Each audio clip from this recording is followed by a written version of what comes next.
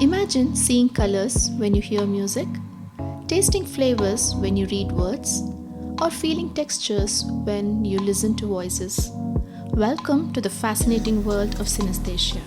But synesthesia isn't just a trick of the senses, it is a window into how diverse, creative, and beautifully complex our human minds can be. That's the everyday reality for people with synesthesia, a unique blending of the senses that often goes unnoticed or misunderstood. In today's episode, we are diving deep into this world with Maike, a psychologist, synesthesia artist, and an advocate for the neurodivergence.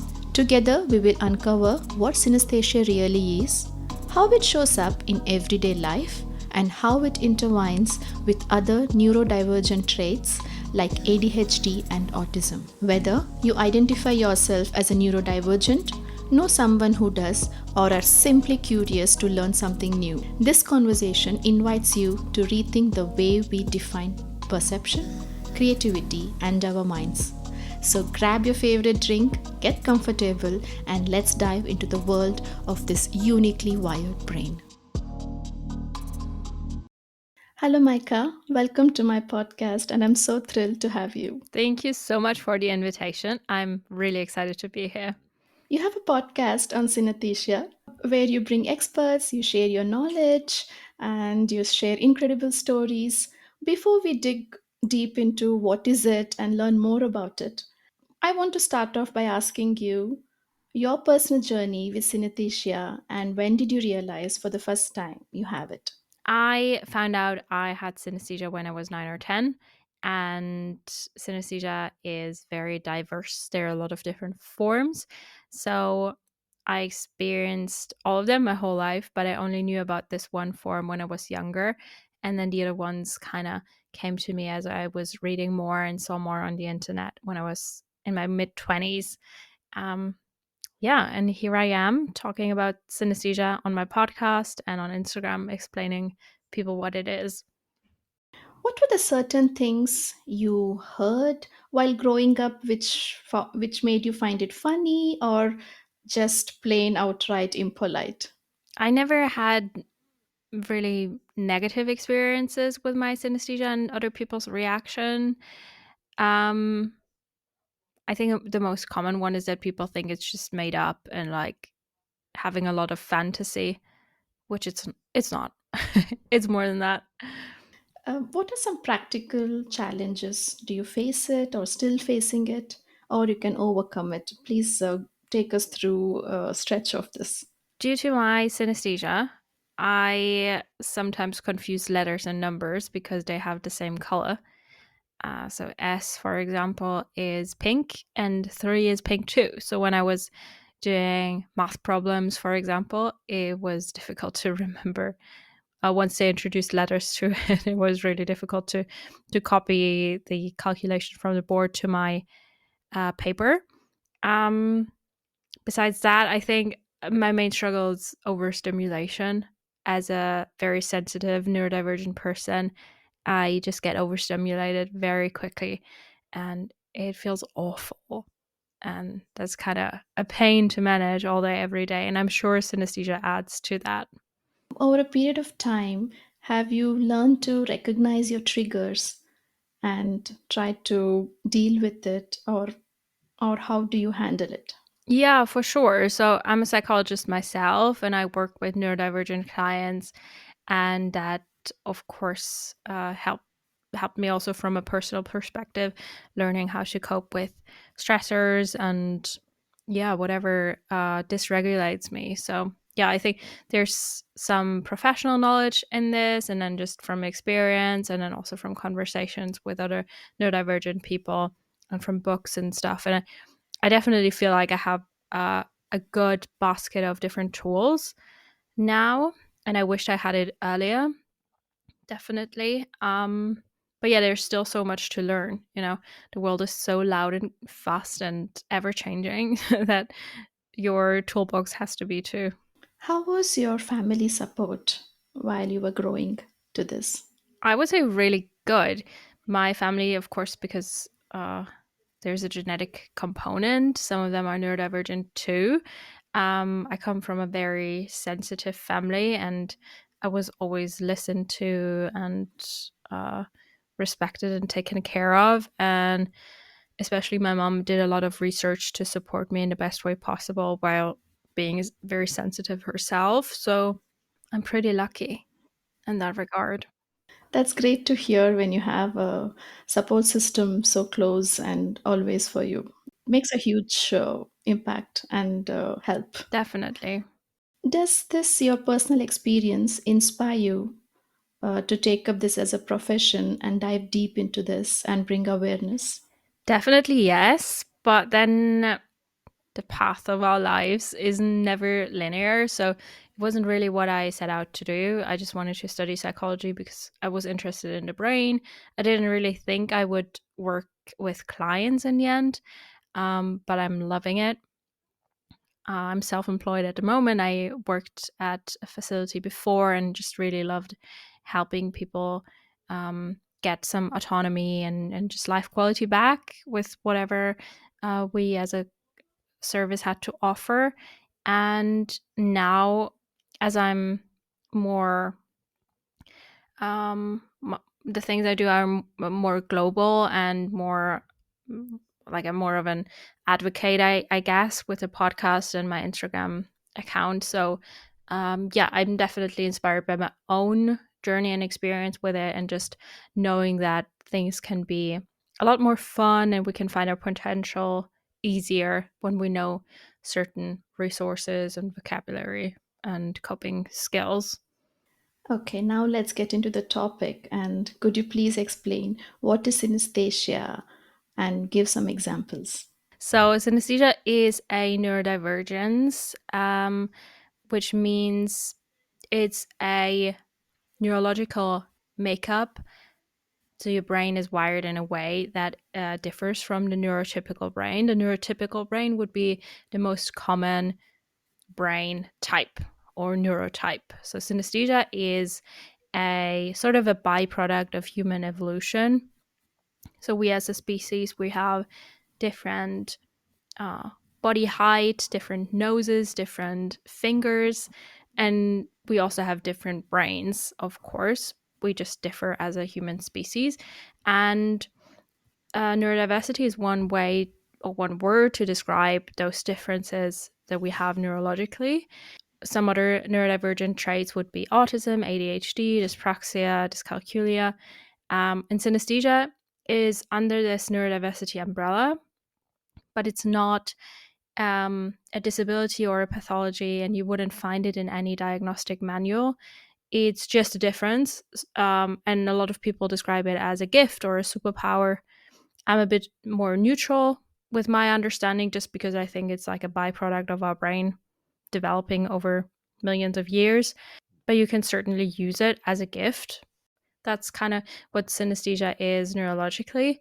Um, why I think I should mention that synesthesia comes down to sort of a double reaction of the senses. So, in a synesthetic brain, when the brain is triggered by one stimulus, like a sound or a smell or whatever, not only one brain area gets activated, but a second. So, if I hear someone closing a door, it's not just my auditory part of the brain that gets activated by that, but also my visual cortex, because there's some neural connection that usually doesn't exist anymore, because through that whole neuropruning process that our brains go through in childhood, we lose those extra connections. So a synesthetic brain is on average more connected. So it reacts to one stimulus with multiple reactions. You said that there are 20 forms of it. What are the most common types? There are over 80, actually. Some people say there are even over 100. I experience around 10 different forms, so I'm just going to mention some of these. Grapheme color synesthesia is one. I mentioned it before. It's when colors and numbers are connected, or letters, numbers, and colors. So your name, for example, is pink, white, and red for me mainly.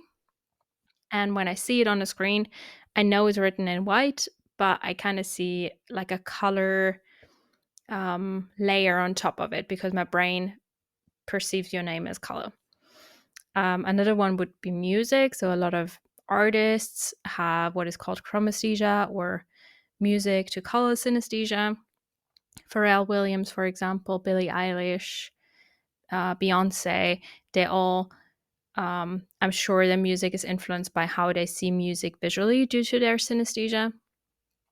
Another one would be tasting words. So some people have a connection to taste. So whenever they, for example, hear my voice, they would taste paprika or something else or hairspray. Very random connections. So that's another one, and that maybe impacts life a bit more uh, deeply. Another one is sequence space synesthesia, where when you imagine time or sequences of numbers, like the numbers from 1 to 100 or the year, you see it arranged in space around you or in front of you. So those are some forms. Are there any serious forms where it needs like it needs help, like an external help? Uh, Good question, because that's kind of what I'm trying to provide. I think the majority would say synesthesia is mainly a positive thing. But I think, especially since synesthesia is much more common in autistic people, it can add to the overstimulation. Um, so, yeah, I think it depends on the whole neurocomplexity, whether synesthesia is something that a person feels like they want to manage it. But so in my practice, I mainly use it for whatever they have going on. We use the colors, we use systems that just feel like they're innate language. Um, but that being said, there's one form. It's called mirror touch synesthesia or mirror pain. That's where you feel the touch or the pain you perceive in other people in your own body. And that can be, of course, very difficult. It's when your mirror neurons are so blurry that they can't really distinguish if what I perceive is happening to you or to me. And they just fire regardless. And then, of course, there's a lot more risk in a day to experience pain because other people experience, or like watching violent movies and stuff. So this one is a bit difficult, uh, as we just live in a world where there's a lot of stuff to see on TV and politics, and it's just a lot to see on TV and in real life. Um, yeah, but even that, I mean, if we all had mirror touch synesthesia, the world would be a much better place because it's just empathy put to an extreme. It's incredible. If we would all feel what other people feel, we would be much kinder, much nicer. So the thing itself is definitely not a disability. It's maybe disabling in the world we live in. And because we're not all wired that way, but if we would all be wired that way, we would just have a much more peaceful world. So Yeah, for sure. it always depends on the context, doesn't it? Yes, yes, it truly. What are the misconceptions you have frequently heard while you were, treating neurodivergent adults or when you're doing a research? It's more the internet is, is sometimes a bit unhinged.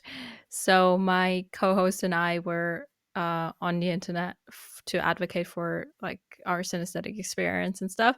And my co-host is on YouTube, and that's, I think, where we get the most like confused comments of synesthesia being a hallucination or uh, sort of schizophrenia, which is just clinically incorrect. So it just comes from a very uneducated place, which I understand partly because hallucinations are an extra perceptual phenomenon. Like you experience kind of what we all quote unquote experience, and then you have something on top, which I understand synesthesia can be misunderstood as that. But just neurologically, they're two different things. It's just annoying when people just they just comment because they want to hurt you. And that's just nasty. But it's not really hurtful because it's just so clinically incorrect. And then the other misconception is that synesthesia just doesn't exist. So it would be the other extreme. It's just we all have fantasy, or you're just making it up. that kind of thing, where in reality is a quite well studied neurological trait. And you can Google it. There's a lot of resources now. Always either way, like either you're crazy or you're just making up. So you're crazy too. Yeah, it is such a delicate thing for a person who is experiencing it, but for somebody who don't know. Yeah, exactly. And I think if you think synesthesia doesn't exist because everybody experiences that, I just want to say no, and maybe you are one of us. Like if you think everybody sees pain in colors, no, actually some people, what most people see nothing. And if that is your experience, then this is a topic to look into it and not to talk down on. How can a person address to these common misconceptions when they themselves are facing it? How can they address them to the society? Good question. I always like to say it's, like I just said, a well studied neurological trait. I think vocabulary helps a lot. I think it helps a lot to hear other people explain it and just kind of develop your own way of explaining it. So I think this is definitely part of why I created a podcast, because once you hear other people explain it in their own words, you find a language that works for you. So yeah, I think exploring it a bit more beforehand and then in the moment, just using that, like how sure you are about it, referring to other people's stories, referring to research labs, maybe giving them a resource, or just say, um, I did my research and I kind of don't want to argue about this right now. It is also an okay way to respond, because if someone wants to misunderstand you, they're gonna. But yeah, I They would think do it eventually. If they want to yeah, misunderstand you, they would. yeah, exactly. But yeah, I think it's just having those resources and understanding that it is real for yourself, and then I think it's much easier to stand up for yourself, because if you're not sure about it, it's difficult to argue. Is there a connection between synesthesia and other neurodivergent traits like autism and ADHD? Can it mix, or what's the relation between these? So synesthesia is almost 3 times more prevalent in the autistic population, which means there's definitely a neurological link between the two. They're two completely different traits, but I mean, just from what we see and how common it is in autism, there's definitely some maybe shared cognitive profile or just some link between the two. And then for ADHD and synesthesia, there is, to my knowledge, no study showing that there is a connection. But since autism and ADHD cluster together so heavily, it's very likely to believe that also synesthesia and ADHD have a connection. Just yeah, it almost can't be any other way. And then a lot of synesthetes are also gifted, are very sensitive, have high scores for creativity and memory. And those are kind of, yeah, some of them overlap with other neurodivergent traits, but it's definitely a good thing to know about yourself if you have synesthesia. In the last, I think, 5 to 7 years, the word autism and ADHD has gained its popularity. And there is always a gap between the fact and the not so true aspects of it. Um, do you think that going forward, talking about it can reduce the gap? Why I ask this question is sometimes these topics are only spoken about, or they show interest if one of the family members is around.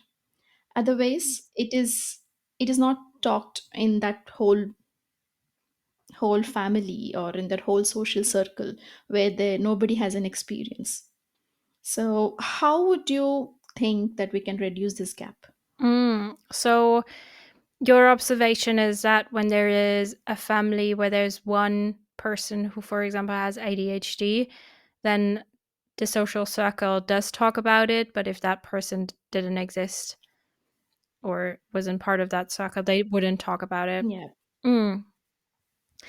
Yeah, I mean, raising awareness. I think social media, of course, has its downsides, but it's also a great place to hear from people firsthand, which we didn't have before. Just, so many content creators authentically sharing what it's like to be ADHD or autistic. I think that's incredible. We just have to also believe it and relate to it and feel what I feel to understand what it is like and kind of relate it to our own experience. So I don't have ADHD, but I know how annoying some of the things are that just happens as a human being. And if I imagine those to be dialed up to the extent of someone who has ADHD, I can kind of relate and get an idea of how debilitating it can be to have ADHD. Motivation and intention to understand it and relate it to myself, not dismiss it. I think it's a really hard topic, especially with ADHD, it being so misunderstood and so many people claiming it being a trend. And I can see where that is coming from, but what I especially want to point out is we missed so many people because we didn't know what ADHD and autism looked like in girls and women. And now all we focus on is it being potentially overdiagnosed. But nobody's worried about underdiagnosing it. Nobody's worried about suicide rate in autistic people. It's amazing that we're talking about it and catching up, and it's pretty annoying to just see people going the other way around and again just bashing. Yeah, you bring up a good point because this is something I personally get irked, to be very honest, is when they loosely use the term. Mm. I have ADHD in this, just like going, oh, I'm depressed. Clinically, it holds such a valuable or a heavy meaning to it, but it is used so casually. So that's I think that's the biggest downside of the topics which comes up like this. Do you share the same opinion? You differ? No, I understand what you mean. I think whenever pop culture picks up on anything that's is vocabulary of a different field, it's kind of icky to hear someone say, "Oh, I can't drink tequila. I still have PTSD from my last night out, like from drinking or smelling tequila." It's I get it, and I get like how we want to put humor into. I mean, we use extreme terms to kind of bring a joke across. At the same time, it is really annoying if you have PTSD, which is such a severe response to something really, really traumatic happening in your life, and hearing other people just misuse it for whatever comes their way is it's not really helpful because we just wash it down like narcissistic men. Like you can read and hear about it all the time everywhere. And yeah, I'm not telling anybody anything new here. I think it's just important terms that hold a lot of clinical meaning, and then we just use them for whatever. Also means that we do kind of have an idea of what these terms are, and maybe before we didn't. So overall, I think it's amazing people know more about OCD and autism and all those conditions. But of course, I wished we didn't overuse it. Yeah. And it also means that when somebody has an actual PTSD or an emotional trauma or anything, because of the pop culture you said, we are kind of reducing the severity of the term. Hmm. I would hope that in the right context, people still understand. Like, if someone would open up about their PTSD diagnosis, that they would still understand that there is a difference to their tequila night. Um, but of course, you're right. We wash it down, kind of the severity. That's true. Yeah, I hope the context does something to it, though. Yeah, Um, that's a hope we can live in. yeah, but yeah, it's a difficult topic. I mean, I wouldn't wish the internet away. Yeah, Um, definitely not. Yeah. but those, yeah, pop cultural phenomenon are definitely interesting to observe and kind of understand. And I think my difficulty is a bit here. I worked and studied in the psychological field for maybe 15 years now, and it's just difficult to imagine what it's like using those words. Like, even if I would make a joke about me being OCD, which I don't, but even if I would, I feel like I would just know what I meant. I know what it actually means, and I just don't can't really imagine what it's like when you really have no clinical knowledge to back it up with. What's going on in someone who says, I have onions on my burger, give me a trauma response. I don't know. I would be like, well, there people experience such horrible things, and you really shouldn't say that. Just say something else, like it gives you the ick, or I don't know. There are other pop cultural words we can use. Or just it annoys you. It can be you can use those simple words. I think self awareness or being knowledgeable is the key to go ahead, I think. And often we also need to hear someone talk about it, right? Because we don't feel like this is actually hurting anybody, and unless we've talked to a good friend who was maybe sexually abused, and we understood what this world looks like all day every day, or we had a partner who had ADHD and we actually saw the other side of it, and then we get more um have more empathy for the words we use, and we become a bit more aware. If we don't have those stories and contacts, and I hope that just people sharing their stories so vulnerably on podcasts and on the internet helps us put it all a bit in perspective, Yeah, truly. and makes us pick our words more with more Yeah, empathy. certainly. Certainly there is a change, but I'm happy about it that people are okay to speak about. There's a good medium. How can one find out if they have synesthesia or not? If you're enjoying this episode, make sure to follow Discovering Journeys so you never miss an inspiring journey. And if this conversation has sparked something in you, consider sharing it with your loved one who might need to hear it, or share it on your social media. Now, let's get back to our guest's incredible journey. And for more details, please check the show notes and our disclaimer. Thank you. Yeah, good question. So there's no diagnostic manual, as I said. So um, you wouldn't go to a doctor, but you can go online. There are some good resources. There's some synesthesia test batteries. I think I've used one before. I'm not sure. Um, if they work for every form. I think researching is really the right thing. There are a couple of really good books, like the Oxford Handbook of Synesthesia, or there's a website called thesynesthesiatree.com, where a lot of synesthesia forms are listed, like a lot of really good resource with like quotes and anecdotes and definitions. And I think our podcast is very helpful too, in just the library of other people sharing their story. But yeah, we're there, yeah, if you want to do tests at home kind of thing, I think that's pretty important, because the synesthesia has to be stable over time. So if you, for example, write down your associations with colors and letters, you can pick maybe on your computer a very um, good color nuance for whatever M is for you, for example. And then you check it 6 months later, you do the same thing, and then you compare it. So one of the big criteria is consistency over time, which you can kind of test yourself at home with if you wanted. And then there's one more difficult to access and maybe more expensive way to identify synesthesia, which is a brain scan.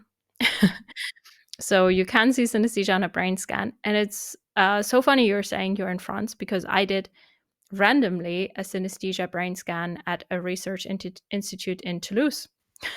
Ah, in Toulouse. That's close. And I've never been before.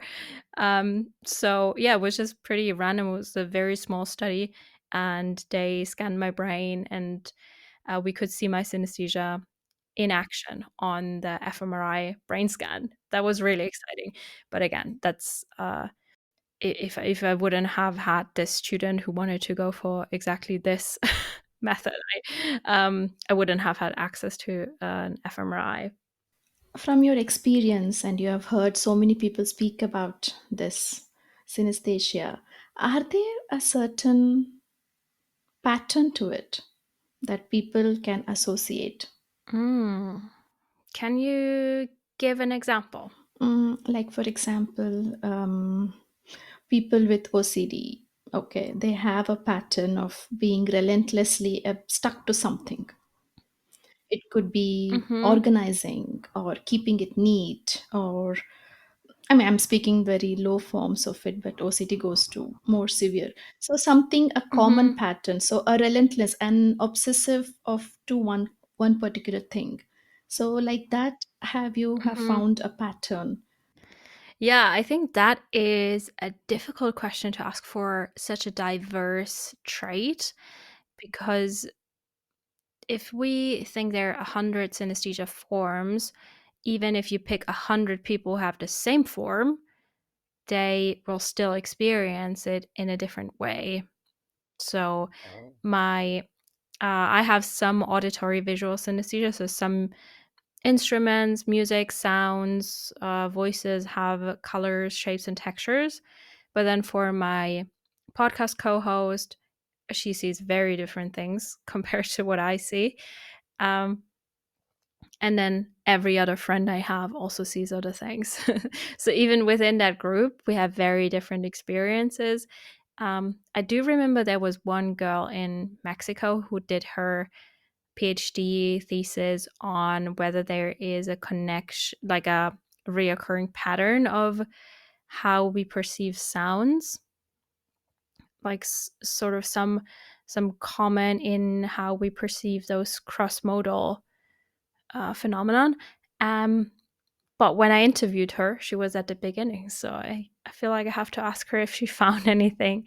Um, and then maybe besides that actual synesthetic concurrence, though this shared cognitive profile, I think, is the most like common ground, that a lot of synesthetes have high scores for creativity, good memory, are very sensitive, and not just interpersonal, but sensitive to sound and sensitive to light or smell or color perception. So a lot of that, I think, is a pattern within the synesthetic community. For giftedness, I'm not quite sure, but I do know a lot of synesthetes are gifted too. It's not necessarily linked. Hmm. Yeah, I mean, there is so much of research still. Is it ongoing, or where do you think, in a percentage wise, like the understanding of this whole topic is? Mm, that's a nice question. I don't know how much we know about the brain. So if we know like 0.5% about the brain, There is still so much. well, I guess it's like I don't know what number it is, but really we don't know that much about the brain. Oh, I'm guessing. Please don't think that there's it. I really don't know, but I know it's not that much. The things we do know are profound, but still it is a very mysterious kind of organ to us that is quite difficult to study. And then synesthesia being a small thing within what we know about the brain, um, I cannot put any numbers on it, to be honest, but there are fantastic research labs around the world. There's a good one in Sussex and in Brighton in the UK. I know people in Amsterdam and Germany, Australia, the US are looking into synesthesia. Still a lot to be discovered. Are there any few words that you shouldn't address or say to a neurodivergent individuals, which are just impolite? Interesting. Okay, so not just synesthesia, just like neurodivergent people. Yeah, yeah. Um, it's a kind of language we use and don't use anymore. Mm-hmm. Um, there are a couple like high functioning. Um, And yeah, like any functioning labels is something that we don't really use anymore. For autism, for Mhm. example, you wouldn't say high functioning autism, um, which is someone who has low support needs. That's what we use now, low and high support needs, because it just like the functioning labels are just really ableist and just not okay. I mean, I get where they came from with this vocabulary, but it's just we can do better than that, because we also know that intelligence, for example, is not easily assessed with the standard IQ test we have for autistic people, like non-speaking autistic people um, can not access a regular IQ test, and then we would think, oh, they're low functioning in that sense too, which is absolutely not true. So, low and high support needs is are terms that we use more. And then Asperger's, for example, is also a. It used to be one like form of autism, which is now not used anymore. It's autism level 1 to 5. Um, but a lot of people who've been diagnosed with Asperger's still use it. I think there's some sort of connection to a medical doctor, Hans Asperger, who was involved in uh, Nazi times. I don't know about his ideology, it's just not a good namesake.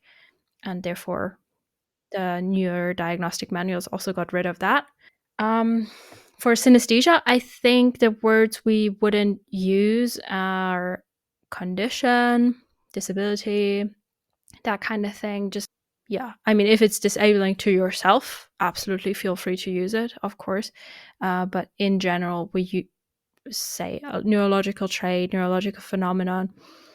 But the condition word is actually really interesting, because for me, it's as a non native English speaker, condition is quite neutral. So it depends on the context. If someone would say they have some medical condition, I would understand it's a medical thing. But I could also see condition just being like a state. But if you were to write a text about synesthesia, calling it a neurological condition, and you would then translate it to German, condition would, without a doubt, be translated to Erkrankung, which is illness or disease. And then in that translation thing, which is maybe AI or whatever translation you use, you change the meaning of what you intended to say, because condition is a bit ambiguous. Yeah. Yeah, it is. Uh, But then again, I think we shouldn't be so scared about um, like having no negative connotation to, like we don't have to have it so pure. It's okay to be disabled. It's okay to struggle. It's not like, oh my god, I'm not gonna touch these words. mm. It's okay either way. Yeah. Yeah, but it's always good to know. And I think the words are also evolving over a period of time, because high functioning, as you say, was very much valid like a decade ago. And we are also understanding its symptoms and how they navigate and how it affects a person. So we're coming up with new names as well. Exactly. No, and especially high functioning, like high functioning depression. If someone says that, I know exactly what they're talking about. I think it's more the low functioning is stigmatizing and just doesn't take into account how complex someone's life is, and that low functioning is just really not the right term to describe their situation. Well, high functioning depression, I think, conveys more of what we were trying to say. Do you think we can reduce the gap of knowledge in the society? Well, with every new piece of knowledge, we also know less about the same thing. So we can.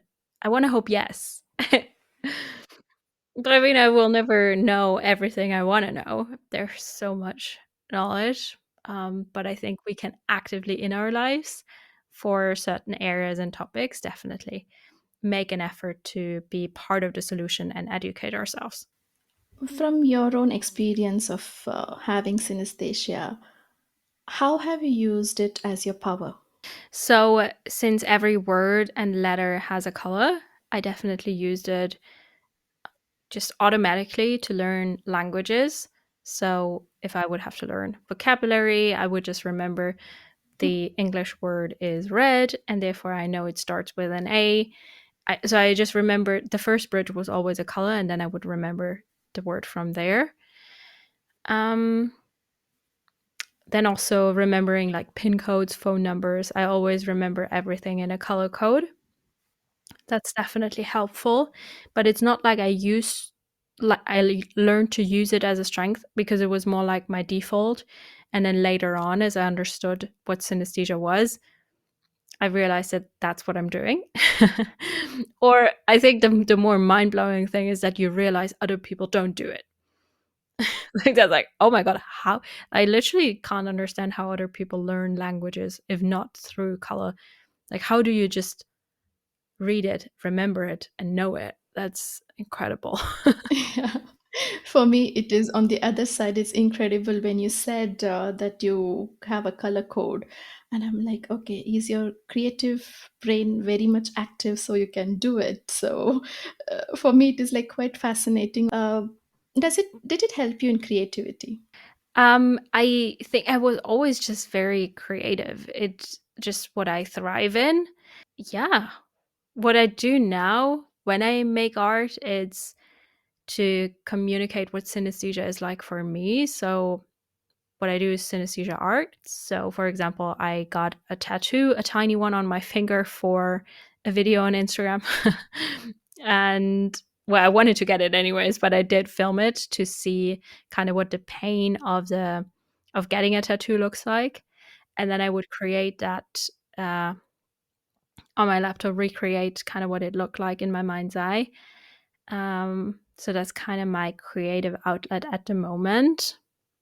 But yeah, I cannot imagine what it's like to not be creative. And I'm realizing it sounds a bit like full of myself, I feel like, because creativity is such a positive, like the connotation is so positive that I feel like, oh God, I'm showing off. But it is just a case that I think I got a creative brain and I love it and use it. Yeah, and I think the synesthesia just adds a couple layers to it because I'm very just neurologically used to connect different things. Like if someone would explain to me that they want in this artwork have something that reminds them of the smell of cinnamon, and then it would just for me it would make sense that something visually can be connected to a smell or any other senses connected. Whereas I think for someone who's creative but doesn't have synesthesia, maybe they would be like, "Oh, what are you talking about?" Yeah. What is one fascinating thing you learned about and it blew your mind? So I interviewed one friend, actually from India, who he's autistic and has a very difficult time detecting emotions in other people. And I keep telling the story because I find it so interesting. He realized later, well, in his 30s, that even though he can't detect other people's emotions when they speak, like if they would say, if I have news for you, he wouldn't know if it is happy or sad news. But his synesthesia allowed him to see colors when they speak. So the sentence would kind of have a color while they speak, and he could read the saturation level, and from the saturation of the color, understand their emotion, which is an incredible solution or just innate way of his brain to use the information that was perceived, use it in his system, and he just had a bit of a longer time to decode it because it wasn't taught to him that dark red means sad and light red means happy. So he had to kind of figure that out by himself. But once you know how to maybe also use your synesthesia to help with social differences, I think that can be a really amazing tool. Before I end it, I forgot to ask you one question which I had. Mhm. Is neurodivergence different for male and female? So That is a big question. I kept the best for the last.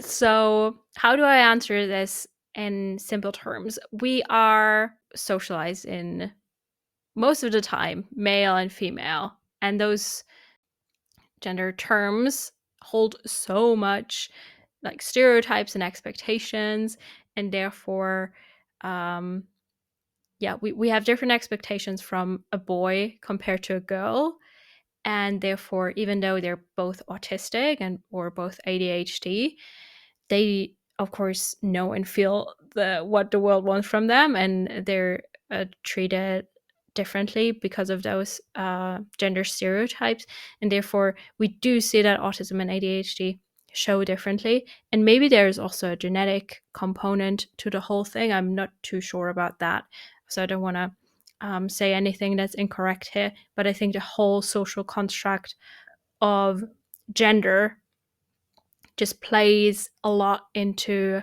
how those conditions actually do. So I wouldn't say there's male ADHD and female ADHD. I think that that's not something I would use. But we do see that women were underdiagnosed in both autism and ADHD. And then, of course, it raises the question of why was it so invisible?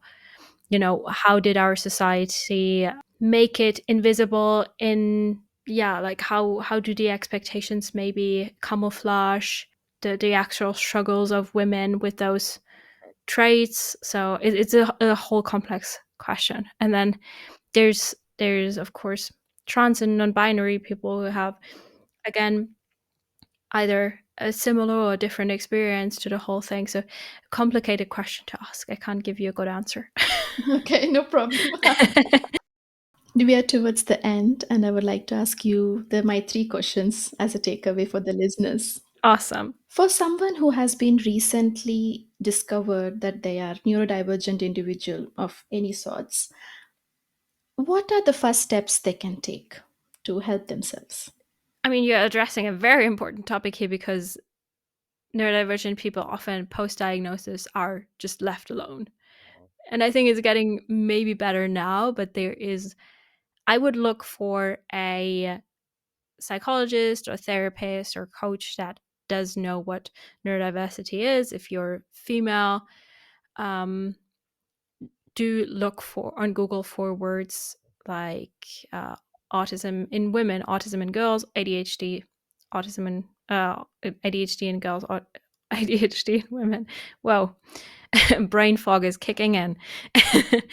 So yeah, if people have that on their website or on whatever profile you're looking for, I think it would be just a fantastic way to book maybe an initial call with a neurodiversity coach. That's what I offer. I also offer free calls for just getting kind of some vocabulary and structure and like an action plan. Do I struggle with maybe my diagnostic report? Is there something I don't understand quite yet?